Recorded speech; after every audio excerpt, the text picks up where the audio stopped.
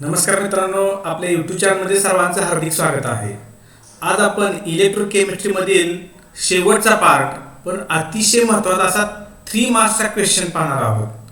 तर तो क्वेश्चन असा आहे, what is electrochemical series and right its applications, और what is electrochemical series and explain its applications. हा 3 मार्क्ससाठी येणारा क्वेश्चन तो आपल्याला कसा लिहायचा ते बघायचा आहे. तर इलेक्ट्रोकेमिकल सेरीज म्हणजे नेमकं काय, किंवा असा सुद्धा क्वेश्चन येऊ शकतो 1 मार्क्ससाठी, व्हॉट इज इलेक्ट्रोकेमिकल सेरीज. आणि त्यासाठी आपल्या सेरीज ही काय आहे नेमकी, ती जेई नीटच्या दृष्टिकोनातून सुद्धा महत्त्वाची आहे. त्याच्यावर आधारित जेईचे क्वेश्चन, नीटचे क्वेश्चन तर आपण नंतर पाहणारच आहोत. फक्त आपण बोर्डसाठी हा क्वेश्चन पहिल्यांदा पाहूया. बोर्डच्या दृष्टिकोनातून what is electrochemical series, the series in which electrodes with their half reactions are arranged with decreasing standard reduction potential. That means standard potential कसं झालं पाहिजे, डिक्रीजिंग. त्या सिरीजमध्ये जे इलेक्ट्रोड्स आहेत, these electrodes with their half reactions, for example जे आपल्याला माहीत असणाऱ्या 2 आपण इलेक्ट्रोड पाहिलेले आहेत की जे डॅनियल सेलमध्ये आहेत, ते कुठले, तर copper 2++2 electrons that gives Cu solid. ही रिडक्शन रिॲक्शन आहे. आणि त्याचा इलेक्ट्रोड आपण कसा रिप्रेझेंट करतो, तर it's electrode can be represented as like दिस,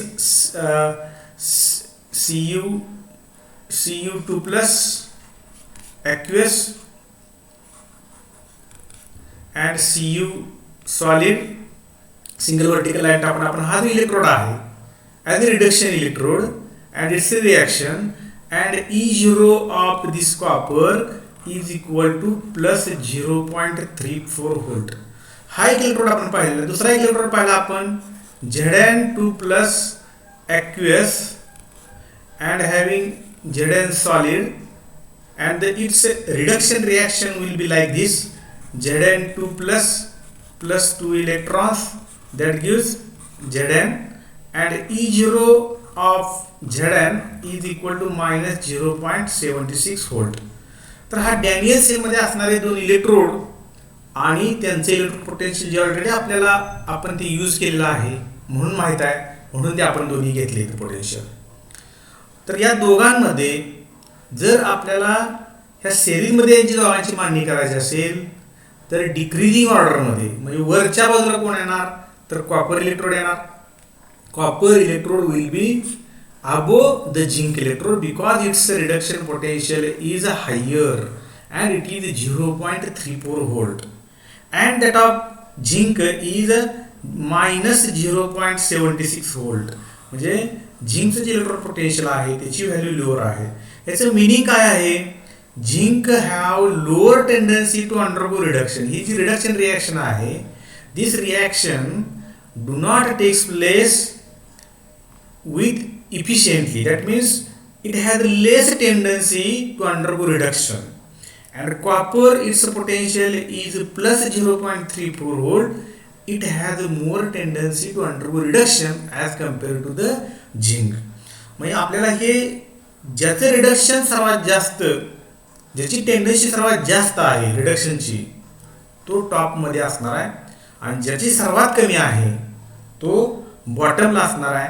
म्हणजेच काय, these electrodes with their half reaction, हा इलेक्ट्रोड आणि त्याची ही half reaction and its electrode potential, these are given in a series with decreasing order. It is known as electrochemical series. या सेरीजला काय म्हटलेलं आहे, इलेक्ट्रोकेमिकल सेरीज. अँड नाव दिस सेरीज, आता ही सेरीज जी आहे ती आपल्याला लक्षात ठेवायची गरज नाही.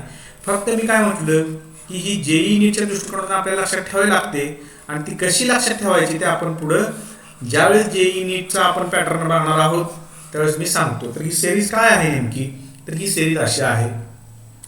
टॉपला कोण आहे, तर at the top F-F2 platinum हा इलेक्ट्रोड आहे, म्हणजे फ्लोरीन इलेक्ट्रोड आहे, आणि त्याची ही रिडक्शन रिॲक्शन आहे, अँड इट्स पोटेन्शियल इज +2.870.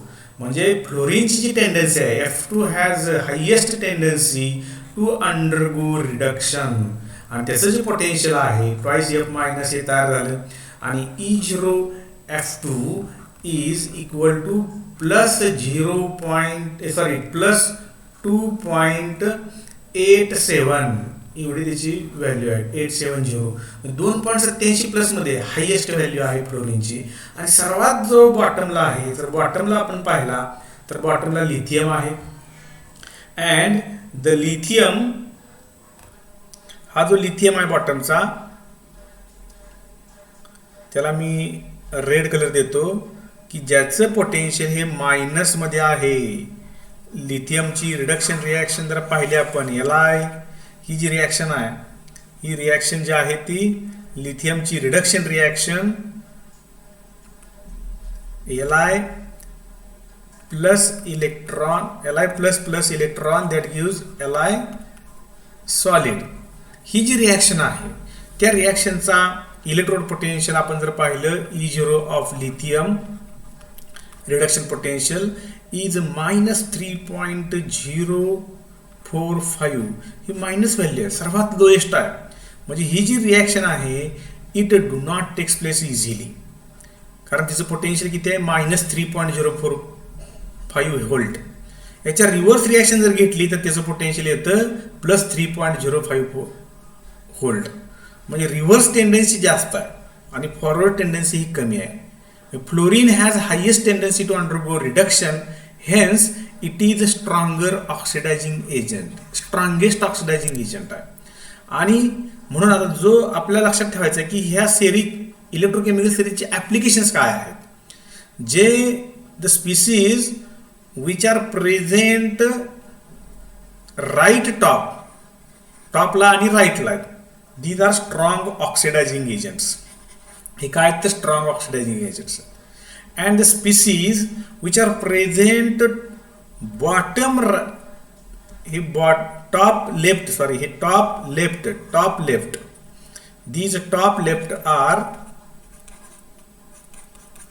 डाव्या बाजूला आहेत आणि टॉपला आहेत ते स्ट्रॉंगर ऑक्सिडायझिंग एजंट आहेत. These are stronger oxidising agent and हे इथं आपल्याला इथं रेड्युसिंग एजंट करावं लागेल. हे टेक्स्टमध्ये चुकलेलं आहे रेड्युसिंग एजंट. ही जी टेंडन्सी आहे ती खाली वाढत गेलेली आहे आणि bottom right species are strongest reducing agent. म्हणजे lithium Li solid it is the strongest reducing agent and F2 is the strongest oxidizing agent.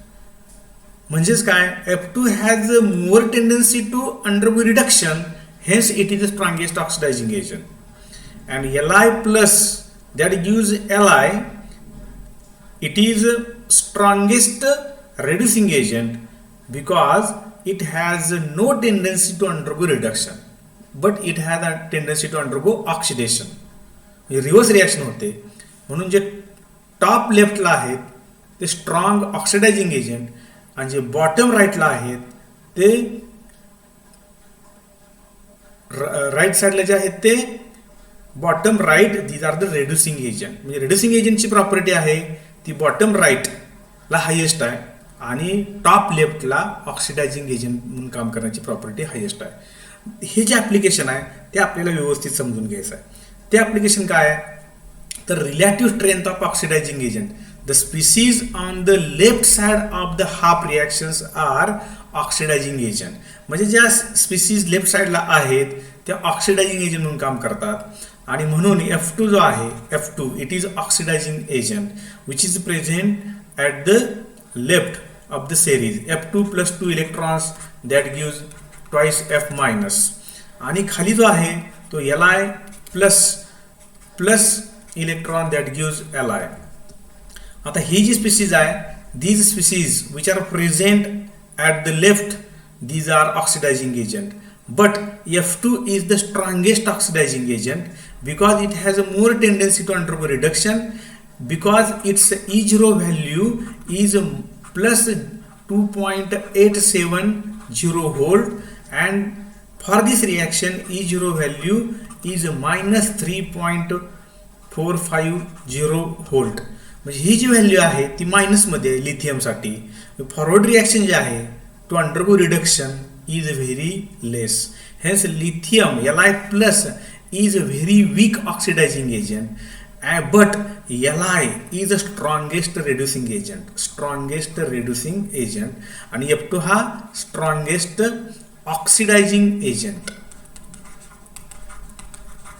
म्हणजे टॉपला जे आहेत ते स्ट्रॉंगेस्ट ऑक्सिडायझिंग एजंट लेफ्ट साईडचे आणि राईट साईडला असणारे बॉटमचे स्ट्रॉंगेस्ट रिड्युसिंग एजंट.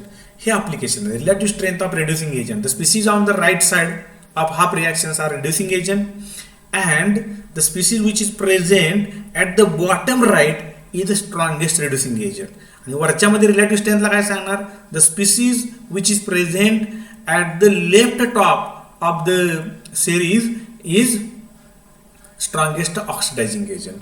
आणखी एक आपल्याला सर्वात महत्त्वाचं की spontaneity of the reaction, spontaneity of the redox reaction. These are the 3 important application. Strongest relative strength of oxidising agent म्हणजे स्ट्रॉंगेस्ट ऑक्सिडायझिंग एजंट कोण आहे, स्ट्रॉंगेस्ट रिड्युसिंग एजंट कोण आहे, आणि तिसरा आहे spontaneity of the redox reaction. तर मी क्वेश्चन जो सांगितला होता, what is electrochemical series, right its applications. तर ही स्पॉन्टॅनिटी ऑफ रेडॉक्स रिॲक्शन कशी ओळखायची? तर स्पॉन्टॅनिटीसाठी आपल्याला माहीत पाहिजे की E0 सेल काढायचा. जर आपण डॅनियल सेल पाहिला, डॅनियल सेलमध्ये आपण पाहिलं की ज्याचं पोटेन्शियल जास्त आहे, ज्याचं रिडक्शन पोटेन्शियलची व्हॅल्यू जास्त आहे, त्याचं काय व्हायला पाहिजे, रिडक्शन व्हायला पाहिजे. म्हणजेच E0Cu is equal to 0.34 volt प्लसमध्ये व्हॅल्यू आहे आणि E0 of zinc is equal to -0.76 volt आहे. तर ही जेव्हा सेल कन्स्ट्रक्ट केली जाईल त्यावेळेस ॲनोड म्हणून यानं काम केलं पाहिजे आणि हा कॅथोड झाला पाहिजे, म्हणजे याचं रिडक्शन झालं पाहिजे आणि याचं ऑक्सिडेशन झालं पाहिजे, तरच ती reaction spontaneous. The electrode whose potential is higher must undergo reduction and act as a cathode, and the electrode whose potential is lower, it must undergo oxidation and it act as a anode, and then only E0 cell will be having positive value, and then the reaction, that redox reaction is said to be spontaneous redox reaction. तर spontaneity जर ओळखायचं असेल तर ज्याचे electrode potential higher electrode potential ज्याचं आहे त्याचं reduction झालं पाहिजे, ज्याच्या इलेक्ट्रोड पोटेन्शियलची व्हॅल्यू लेस आहे त्याचं ऑक्सिडेशन झालं पाहिजे आणि त्यानं ॲनोड म्हणून काम केलं पाहिजे. आणि E0 cell must be positive, then the reaction is spontaneous, then the redox reaction is said to be spontaneous. And for a reaction for which E0 cell is negative, the reaction is a non-spontaneous. Hence, it is the very important application of electrochemical series. These are the very important 3 applications of electrochemical series. Hence, एकच question आपण आता पाहिला, what is electrochemical series and write its application. Very important question for the examination 2020 April 2020 साठी हा 21 साठी हा अतिशय महत्त्वाचा क्वेश्चन आहे. What is electrochemical series, electrochemical series and right its application. What is म्हणल्यानंतर हा question mark, right its applications. हा एप्रिल 2021 साठी इम्पॉर्टंट क्वेश्चन आपण पाहिला. ठीक आहे, ओके. आणि याच्यावर आधारित असणारे जे MCQ आहेत ते आपण MST CET नीटच्या वेळेस पाहणार आहोत. तर हा आपला केमिस्ट्री चॅप्टर इथं संपतो आहे. आपण नेक्स्ट लेक्चरला केमिकल कायनेटिक्स आणि त्याच्या पुढे तो संपला की P ब्लॉक एलिमेंट्सवरचे क्वेश्चन पाहणार आहोत. आता ह्याच्या पुढे आपण फक्त इम्पॉर्टंट क्वेश्चन पाहणार आहोत, त्यामुळे कुठलाही सेशन मिस करू नका. थँक्यू.